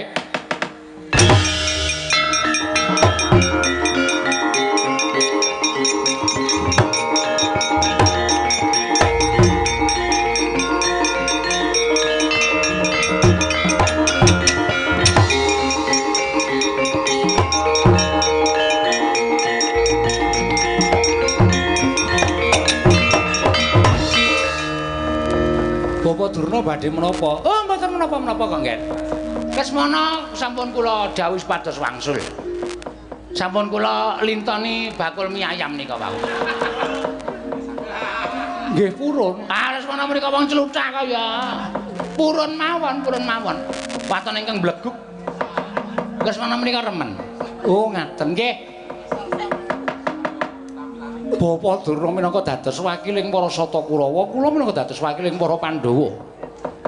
Dipun menapak-menapakaken menika wancinipun sami rukun, sami tetunggalan, sami manunggal. Cipta rasa karsa lan karsanipun lair batos sampun ngantos wonten raos regejegan. Sampun wonten raos diya dina ing setunggal-setunggalipun monggo sami ngucapaken kunjuk ngersaning Gusti muga-muga tansah lancar samukawisipun lan pinaringan ganjar wilujeng niring sambikala saras samudayanipun amin ger amin.